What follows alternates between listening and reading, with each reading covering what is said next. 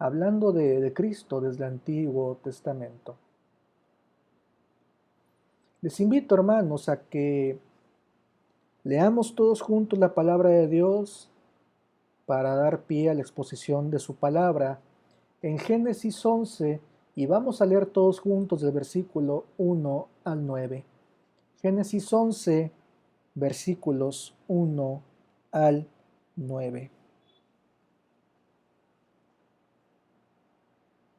La palabra de Dios dice así: Tenía entonces toda la tierra una sola lengua y unas mismas palabras.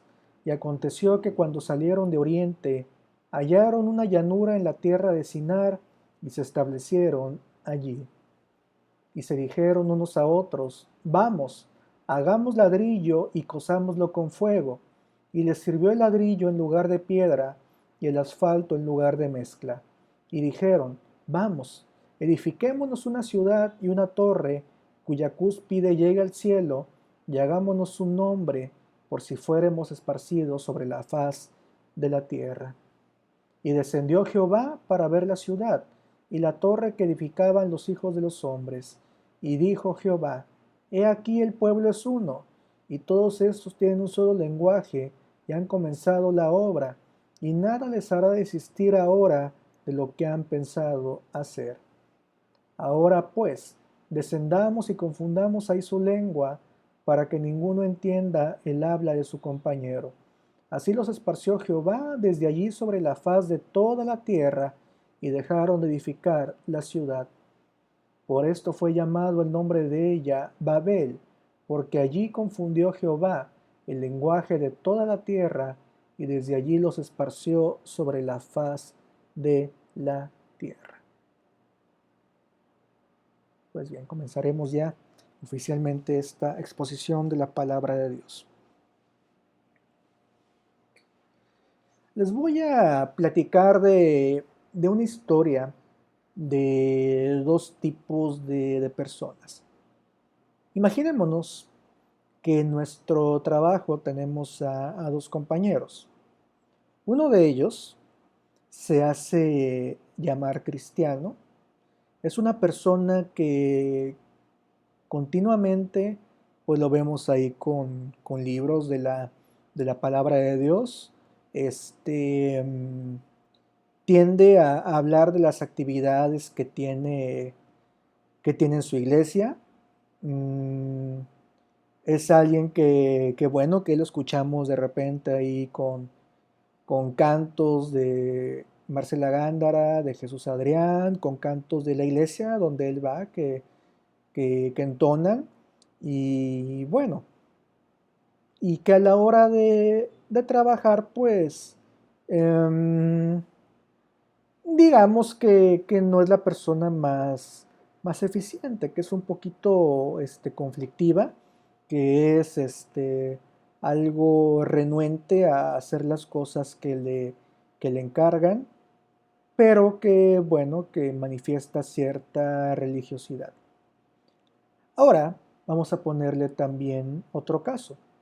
Una persona que, bueno, en ningún momento manifiesta a qué iglesia asiste, si asiste a alguna, em, no manifiesta abiertamente su fe en el Señor, pero es alguien que trabaja arduamente, que se queda 2, 3 horas extras a la semana a veces sin esperar paga y que, bueno, que destaca por ser muy cuidadoso con su trabajo. Ahora pues, voy a hacerle yo a usted una pregunta. ¿Cuál de las dos personas cree usted que le está dando la gloria y la honra a Dios?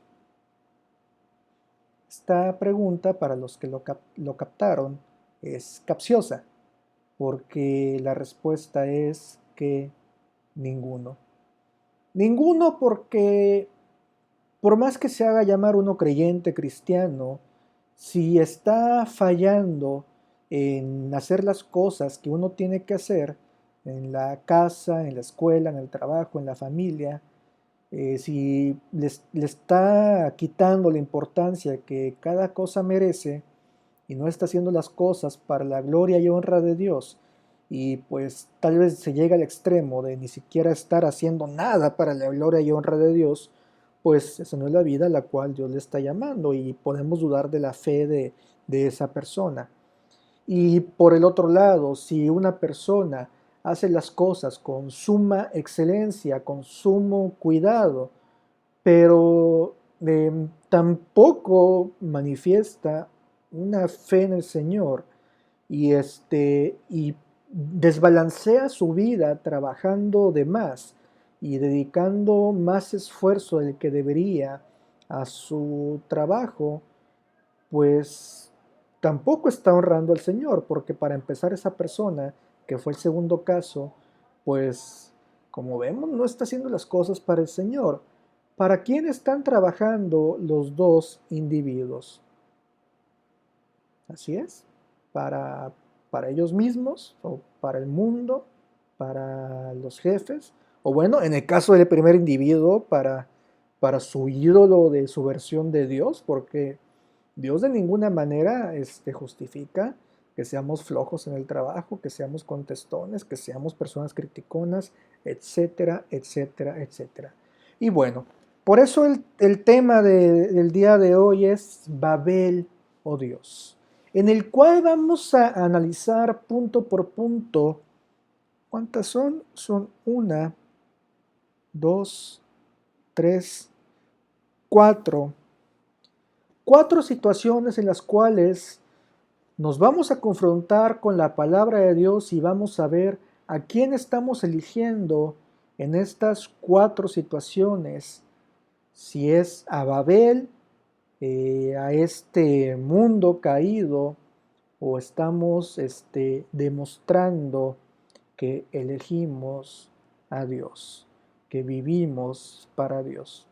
Yo le invito a que oremos para dar comienzo al desarrollo de este tema. Cerremos nuestros ojos y vamos a orar. Bendito Señor y Padre Santo, te agradecemos por la bendición de permitirnos escuchar y en mi caso predicar tu palabra. Te pedimos que tu Espíritu Santo sea el que nos permita conocerte y amarte cada día más, bendito Señor, y nos permita poner en práctica esto que ha de ser expuesto. Te pedimos todo esto por los méritos de tu Hijo amado Cristo Jesús. Amén. Pues bien, vamos a comenzar con el contexto. No vamos a tardar mucho en eso porque no es el tema principal de esta exposición. Bueno, ¿qué estaba pasando aquí? ¿Qué fue lo que leímos? Pues bien, después del diluvio, los descendientes de Noé, Sem, Cam y Jafet permanecieron aún juntos y hablaban un mismo idioma. Todos ellos emigraron al oriente y se asentaron en un lugar en la llanura de Sinar.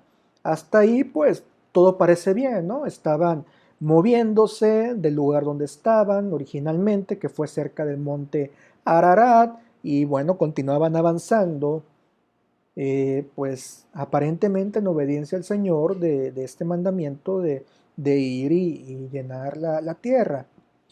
Después cuenta la palabra de Dios que ellos encontraron una manera más eficiente de construir y bueno, decían hagamos ladrillo y cosámoslo con fuego y usaron ladrillo en vez de piedra y asfalto en lugar de mezcla.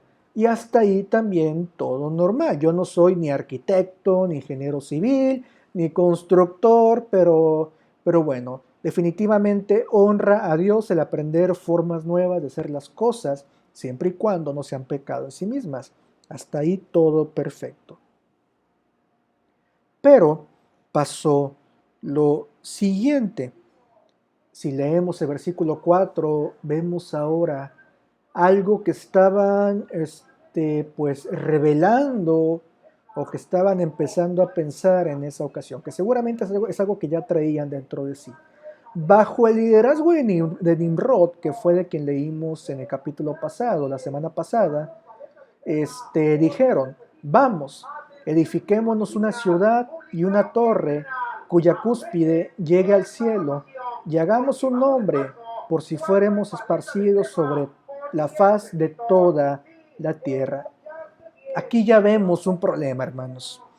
Todo estaba bien, estaban avanzando, estaban llegando a nuevos lugares, aprendían a construir de nuevas maneras, todo eso estaba perfecto, no había nada que bueno, que hasta lo que leíamos no había nada de lo cual ver como malo.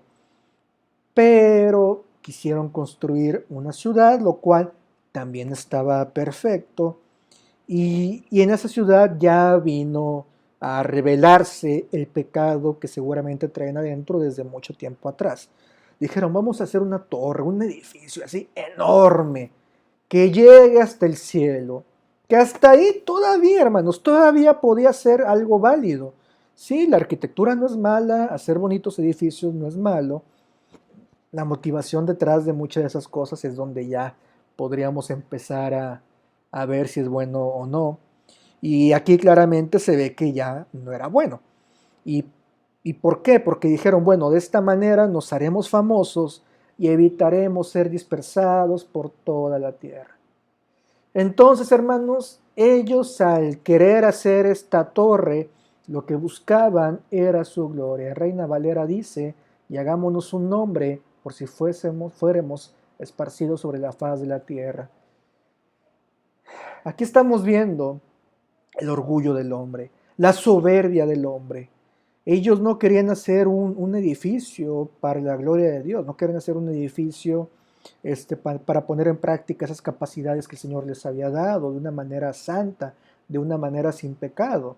Sí, que bueno, sabemos que en este mundo nada será sin pecado, pero vemos unas intenciones totalmente reprobables en esto. Y bueno, ¿y qué decían? Y que llega hasta el cielo.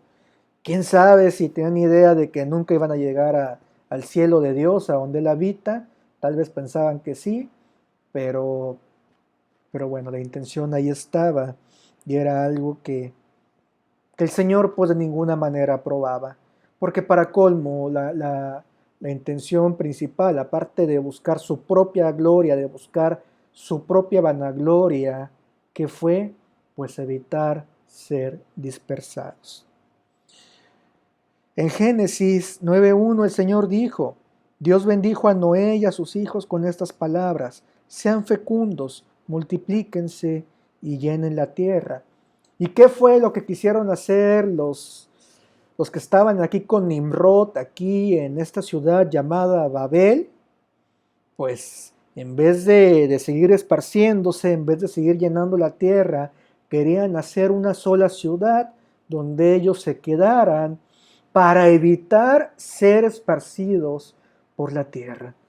Ellos dijeron, bueno, el Señor, me acuerdo lo que el Señor dijo, quiere que nos vayamos, que nos dispersemos, que nos vayamos a diferentes lados, pero no, vamos a hacer una torre, si estamos juntos todos vamos a poder, trabajo en equipo, vamos equipo, y, y la torre nos va a quedar bien, bien genial, y yo, Nimrod, voy a hacer que la torre llegue hasta el cielo y vamos a hacer lo que nosotros queramos. Nos vamos a quedar aquí en este lugar y aquí van a habitar todas las tribus de la tierra. Totalmente contrario a lo que el Señor mandaba. Una rebelión abierta a lo que el Señor quería. Como sabemos, no era intrínsecamente malo mucho de lo que hacían. Lo malo era lo que se reveló después y lo que seguramente ya traían desde antes en su corazón.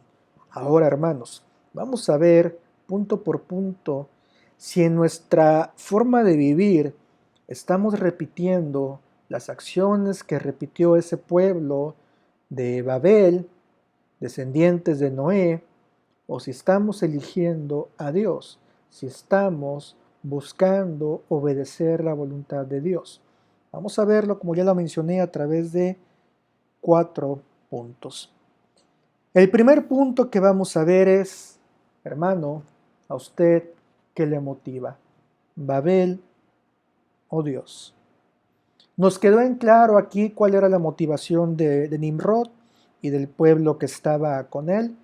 Traían el pecado rancio del orgullo que habían manifestado Adán y Eva, y que Satanás también manifestó cuando, al ser creado como el ángel más hermoso, y hasta donde se deduce en la teología como el líder del grupo de alabanza de los cielos, pues al ver todo lo que era y lo que tenía, dijo: no, yo no quiero nada más esto, yo quiero ser como Dios.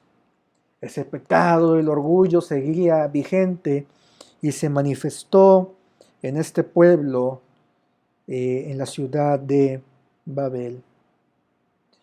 Nada más que a diferencia de Nimrod, a diferencia de los habitantes de esta época de Babel, la verdad es que nosotros como cristianos, e incluso como simpatizantes de la palabra de Dios, si hay alguno aquí que aún no se haya convertido a Cristo, es un pecado que a nosotros nos gusta disfrazar o nos gusta ocultar. Pero si alguna vez en nuestro corazón hemos pensado: yo quisiera ser el más grande siervo de Dios, Señor, mándame hasta lo profundo de la tierra porque yo quiero que mi nombre sea tan grande como el de Moisés, como el de Pablo, como el de Pedro, como el de David. Pues ahí también se ve el pecado de orgullo, ¿eh? Y culpable. Yo alguna vez he pensado así. También cuando nos afecta en sobremanera que las cosas no se hagan a nuestro modo, también se ve un pecado de orgullo por ahí. Cuando ya estamos gritándole con groserías a la gente, y groserías no me refiero nada más a malas palabras, cuando estamos siendo groseros con los demás porque algo no se hizo como lo esperamos, también se está viendo ahí, hermano, el pecado de orgullo. Y permítame, no se trata de que no busquemos hacer las cosas con excelencia, a que tratemos de mantener un control sano sobre lo que hacemos. Un médico, por supuesto, que tiene que tener un control en todo lo que hace. Un doctor que me detectó mi apendicitis regañó a todos los doctores por no detectármela. Era obvio que tenía que regañarlos. Un músico también, pues, tiene que llamarle la atención a quienes conectan si se equivocan. Pero tenemos que también guardar una diferencia entre cuando las cosas nos afectan hasta un límite legítimo, a cuando ya es el orgullo el que está moviéndonos a no tratar a las personas como deben de ser tratadas. Porque sin importar lo que estemos viviendo, cada persona tiene una dignidad y tenemos que tratarla conforme a esa dignidad. Pero le pregunto: ¿cómo está tratando usted a los demás cuando las cosas no se hacen como usted cree que deben de hacerse? ¿Les tiene la misma paciencia que Dios tiene con usted cada que usted tropieza? El ser cristiano implica el tener con nosotros la mejor motivación que podría existir: el amor demostrado por Cristo Jesús en la cruz. Y ese es el primer punto que estamos viendo. ¿Qué es lo que nos está motivando? ¿Babel, el mundo o Dios?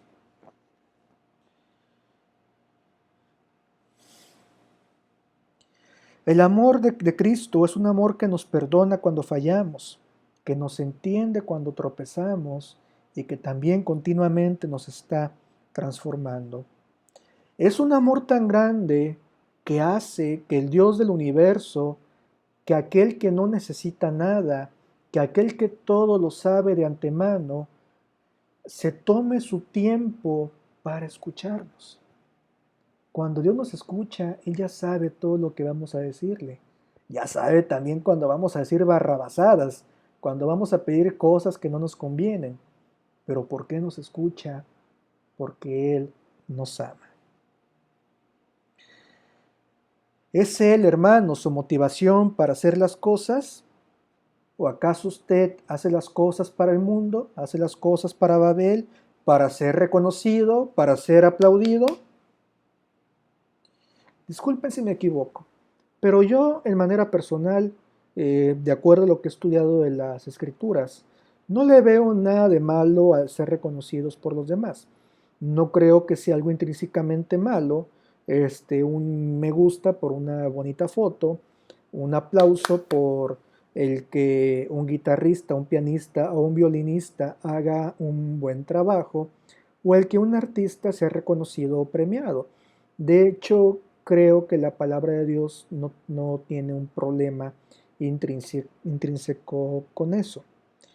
El problema está en que si cuando nosotros trabajamos en lo que sea, en, en arte, en una profesión o en un ministerio para la iglesia, y lo hacemos con ese propósito principal de ser aplaudidos, de ser reconocidos, de ser alabados, entonces es ahí cuando estamos totalmente desviados de lo que debe de ser nuestro propósito para hacer las cosas en la vida. Sí, qué bueno que como artistas podamos tocar el corazón de aquellas personas para las cuales tal vez buscamos servir en cierta manera en el arte que hacemos, pero nuestra principal motivación debe de ser el Señor. Qué, qué bien se siente que en un ministerio la iglesia, la congregación pueda reconocer un trabajo bien hecho, pero no debemos de confundirnos. A quien hay que darle el reconocimiento, la gloria, debe de ser al Señor. Eh, Se agradece cuando se hace un trabajo y cuando la gente valora el esfuerzo que se realizó, pero lo que tenemos que reconocer es que siempre cualquier talento ejercido, cualquier estudio aplicado, es porque el Señor así nos lo permitió. El Señor nos llama a vivir con un corazón humilde, a trabajar haciendo las cosas de todo corazón como para Él. Y esto implica reconocer lo que ya mencioné, que todos nuestros dones y talentos y hasta el tiempo para perfeccionar un talento provienen de Él. Debemos de ser capaces de reconocer en humildad que todo lo que tenemos proviene de Él. También en humildad debemos de ser capaces de estar abiertos a aprender más. ¿Sí? No se trata de que estemos en este mundo porque este mundo lo que necesita es una María, un José, un Juan, un Edgar. No, el mundo no está esperando para que lleguemos nosotros a mostrar cómo se hacen las cosas. ¿Sí? Qué bueno que tengamos dones y talentos y qué mejor que los dediquemos para la gloria y honra del Señor. Pero si hacemos a un lado ese pecado del orgullo que luego nos puede llegar bueno, no luego, que nos invade porque somos pecadores, eh, tendremos entonces la humildad para reconocer que lo que hacemos proviene de Dios y que tenemos que seguir aprendiendo para su gloria y honra. No podemos permitir que Babel sea nuestra principal motivación para hacer las cosas, porque el amor de Dios es muy grande y hermoso como para pasarlo por alto. El amor de Dios, Dios mismo, debe de ser siempre nuestra motivación principal para hacer lo que sea. No importa que nuestra profesión, que nuestra casa, que donde estemos sirvamos a los demás.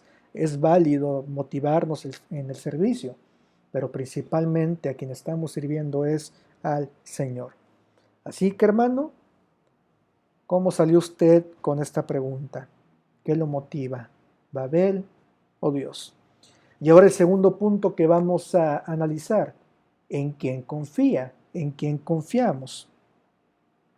Es fácil sentir amor por el Señor al hacer cualquier trabajo. Sí, hasta cierto punto es relativamente fácil hacer las cosas con amor para Él. Pero cuando llegan las pruebas es cuando a veces ponemos la confianza, o muchas veces ponemos la confianza en otro lado. El Señor nos ha mostrado claramente qué lugar debe ocupar Él en nuestras vidas.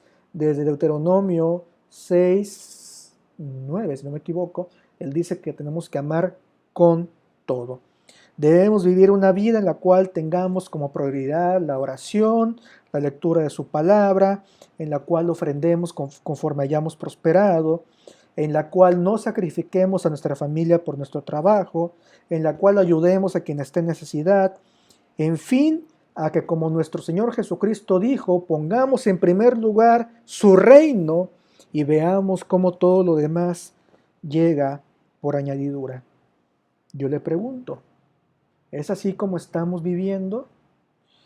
¿Estamos confiando en el Señor o estamos confiando en Babel? Le voy a hacer una pregunta. Imagínese que su cartera, su billetera, su bolso pudieran hablar. ¿Dónde dirían que está su confianza? Si su jefe pudiera ahorita conectarse aquí en la transmisión, ¿dónde diría que tiene usted su confianza? Si su esposo o esposa hablara, ¿dónde diría él o ella que está su confianza?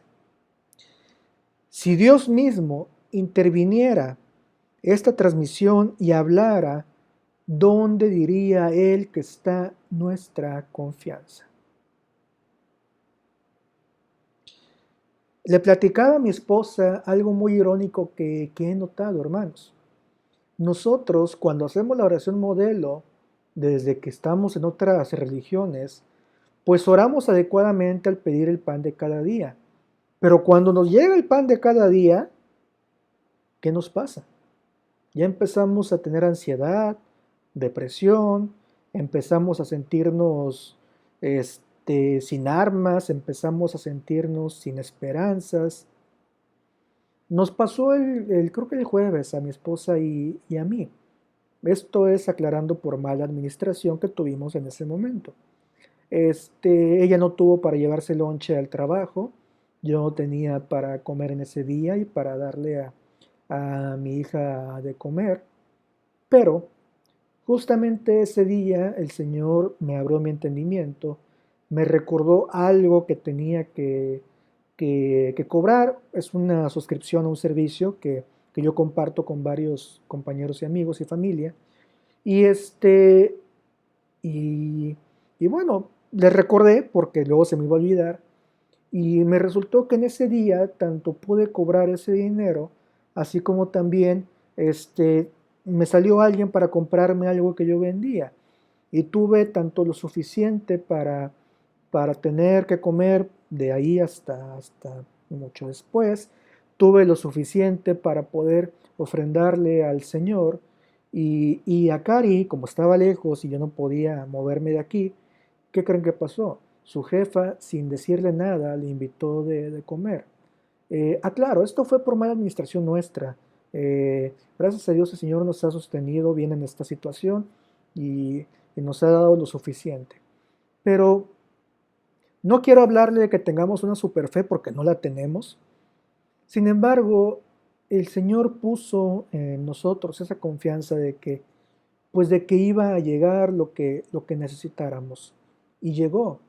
¿Y cuántas veces, hermano, no llega a su vida lo que usted necesita? Usted no tiene que afanarse, hermano. Usted no tiene que trabajar de más. Usted no tiene que sacrificar a hijos ni familia. No, no es necesario, hermano. De hecho, si usted sacrifica cosas y deja de honrar a Dios, pues Dios no le va a dejar de amar. Dios no va a dejar de cuidarle. No le va a dejar de bendecir. Pero también puede que le discipline.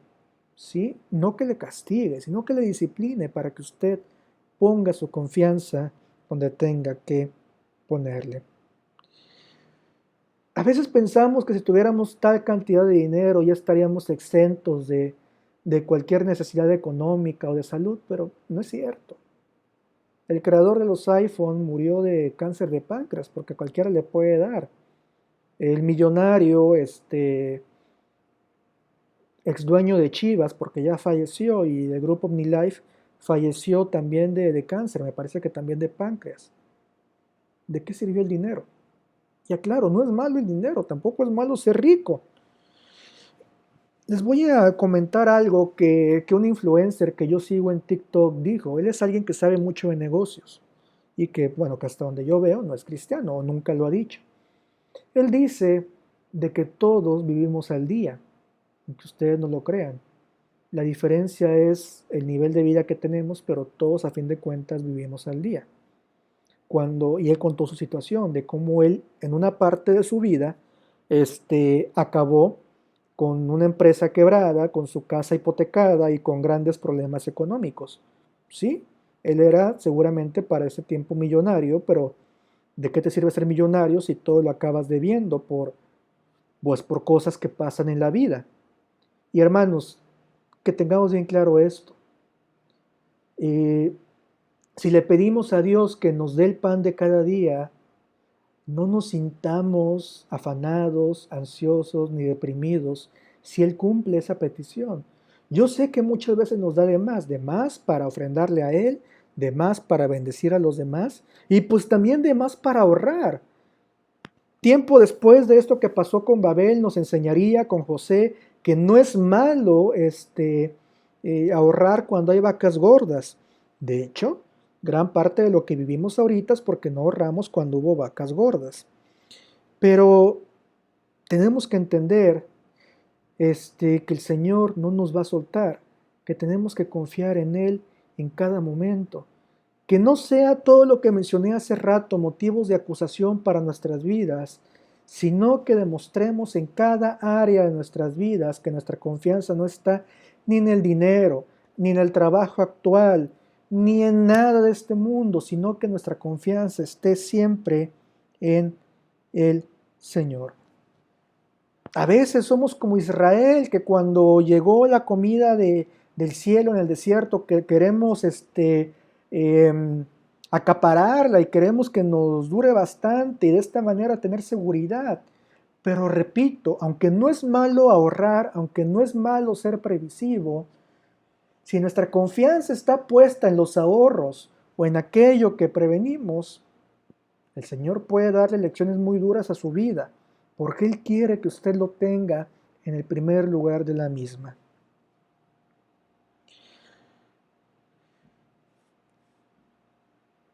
Tenemos que confiar en Él en todo lugar, en toda situación. Él prometió estar todos los días con nosotros. Usted no tiene por qué temer, hermano. El Señor es digno de confianza. Él es dueño de todo y jamás va a defraudar, como dice su palabra, a quien en Él confía. Siguiente punto. ¿A quién servimos? ¿A quién sirve? ¿A Dios o a Babel? ¿A Babel o a Dios? En este punto no tenemos que confundirnos. Estamos para servirnos unos a otros y esto no es pecado. Estamos para servir a los demás, pero obviamente en el contexto del servicio a Dios. Pero así como en el punto anterior yo mencioné que tenemos testigos que pueden hablar tanto a favor como en contra nuestra, en esta ocasión también los traigo aquí a juicio para que usted se examine, no para que yo lo juzgue a usted, porque yo también estoy aquí siendo apedreado por la palabra de Dios. Si su billetera hablara, ¿a quién diría que usted sirve? Si su familia hablara, ¿a quién diría que usted sirve? Si las redes sociales hablaran, ¿a quién dirían que usted sirve? Si la opinión de los demás hablara, ¿a quién dirían que usted sirve? Si nuestra iglesia, el Divino Salvador, nuestra iglesia madre, con base en las estadísticas que se ven aquí en los videos, dijeran a quién estamos sirviendo, ¿qué responderían las estadísticas? Ahorita dicen 4 usuarios simultáneos. ¿Cuántos somos en la misión Emmanuel? ¿Qué estamos haciendo que sea más importante? ¿Qué podemos hacer para que la gente le dé lugar al Señor que Él merece? Y menciono a la Iglesia del Divino Salvador porque, ok, si estuviéramos ahorita en la predicación con nuestro pastor Higinio, estaría perfecto. Si estuviéramos con la predicación del pastor Benjamín, también estaría perfecto.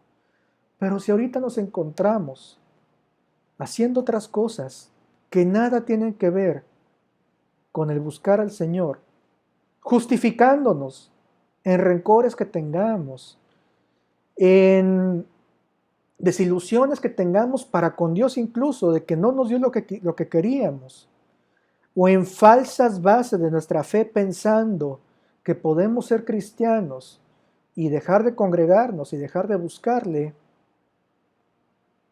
pues la verdad, tenemos que ser sinceros. ¿A quién estamos sirviendo? ¿Quién ocupa realmente el primer lugar en su vida? ¿La comodidad? ¿La comida? ¿El dinero? ¿Tanto la abundancia como la falta de él? ¿El entretenimiento? ¿La familia? ¿Sus hijos? ¿El trabajo? ¿El qué dirán? ¿La sociedad? ¿Qué ocupa realmente el primer lugar en su vida, hermano? ¿Qué ocupa nuestro primer lugar? ¿A quién está sirviendo usted a cada segundo? ¿Quién es su Señor a la hora de tomar las decisiones de cuánto invertir en comida, de cuándo y cuánto ofrendar, de cuánto tiempo dedicar y de qué manera entretenerse, de cómo criar a sus hijos? ¿Quién está siendo Señor sobre esas decisiones? ¿Es el Señor Dios Todopoderoso? ¿Es Jesús su Salvador quien está tomando esas decisiones? ¿A quién está sirviendo usted realmente? ¿A quién estamos sirviendo? Los testigos que llamé aquí a juicio, ¿lo están acusando o lo están defendiendo? Es muy difícil tratar con el pecado de la idolatría si no lo reconocemos primero. Y una vez reconociéndolo, pues, ¿cómo lo vamos a derrotar si no es poniendo nuestra mirada, nuestro enfoque en el lugar correcto? Dejemos de prestar tanta atención a Babel, a Babilonia, al mundo. El Señor nos dio cosas maravillosas con las cuales podemos disfrutar a la familia, disfrutar las cosas que Él nos da, lo material, nos dio regalos espirituales, nos regaló la naturaleza. Es válido disfrutar todo esto. Pero si perdemos la correcta noción de las cosas, pues no podremos vivir en la bendición a la cual el Señor nos está llamando. No podremos vivir en la felicidad a la cual el Señor nos manda. Hermanos, tenemos un problema de desorden. Y un problema de desorden que es mucho más grave de la suciedad que tengamos en la casa, de la ropa que tarda de 7 días hábiles a ser acomodada. Tenemos un problema mucho más grave que todo eso. Tenemos un desorden en nuestro corazón. Tenemos un problema de ídolos. Y el problema no es ni siquiera el nombre del ídolo. No es que X o Y cosas sean necesariamente malas. Algunas sí lo son, pero muchas no. El problema es el lugar que les estamos dando en nuestras vidas. Para poder derrumbar estos ídolos de nuestro corazón, ponga su enfoque en el lugar correcto. Ponga su enfoque en Cristo Jesús. Tan solo obsérvele, escúchelo, platique con Él, ríndase a Él. No le diga nada más Señor, obedézcalo como Señor. Busque activamente que se haga su voluntad en su vida. Hermano, demuestre con hechos quién es su Dios. Y vamos al último punto. Los puntos anteriores fueron: ¿qué te motiva? ¿En quién confías? ¿A quién sirves? Este punto es una pregunta en la cual yo sé que no vamos a fallar. Esta pregunta es: ¿quién te sostiene? ¿Quién le sostiene a usted, hermano? ¿Babel o Dios? ¿Quién le sostiene? ¿El patrón? ¿La empresa donde trabaja? ¿La asociación en la cual trabaja? ¿Quién le sostiene? ¿Usted necesita que lo despidan de donde está para que vea quién es quien lo sostiene? Discúlpeme si suena agresivo, pero a veces esto tiene que pasar. Tiene que ser así. ¿Quién lo sostiene, hermano? ¿Quién le da lo que usted necesita cuando menos se lo espera? ¿Quién se acuerda de usted cuando nadie más lo hace? ¿Quién le da el pan de cada día cuando sale quién sabe de qué lugar? Me refiero a que cuando usted no espera las cosas. ¿Quién le da a usted todo lo que necesita para vivir? Todo bien espiritual, todo bien material, toda salud. ¿Quién le da todo? ¿Quién lo sostiene a usted, hermano? No es Babel, no es Babilonia, no es la tierra, no es el mundo. Quien lo sostiene a usted es el Señor Dios Todopoderoso. Entonces, si Él nos sostiene, ¿para quién viviremos? ¿A quién honraremos? ¿A quién le dedicaremos toda nuestra vida? ¿Quién nos va a motivar? ¿En quién vamos a confiar? ¿A quién vamos a servir? ¿A Babel o a Dios? Creo que, hermano, la respuesta es muy clara, ¿no? El Señor le ama. Y aunque usted tropiece, y aunque usted se equivoque, y aunque usted ande como mula terca, palabra bíblica, Salmo 37:4, si no me equivoco, que somos como el mulo presente, soy yo, sí soy yo, como decimos luego en Facebook. Aunque seamos tercos, aunque seamos mulas, aunque seamos necios, el Señor no se va, ni se va a ir, ni nos va a dejar, ni va a disminuir su amor, porque todo aquel en quien comenzó la obra, a quien Él eligió como su Hijo, Él no va a descansar hasta que perfeccione la obra en esa persona. Él no nos va a dejar. Pero Él quiere, hermano, que usted participe activamente en esa obra que Él está haciendo en su vida. Él está obrando en usted con el propósito de santificarlo. ¿Cuál va a ser entonces su propósito principal en su vida? Pues debe de ser, como lo aprendimos ya de años, glorificar a Dios. Sí, hacer las cosas con amor en el trabajo, en la escuela, en la familia, pero haciendo todo buscando principalmente la gloria y honra del Señor. Y no los aplausos, no el reconocimiento, no dependiendo de un trabajo o de otro. El que nos bendice, el que nos cuida, el que nos guarda es el Señor. Demostremos con hechos esa verdad tan gloriosa. Que se note en cada área de nuestras vidas que Él es el Señor.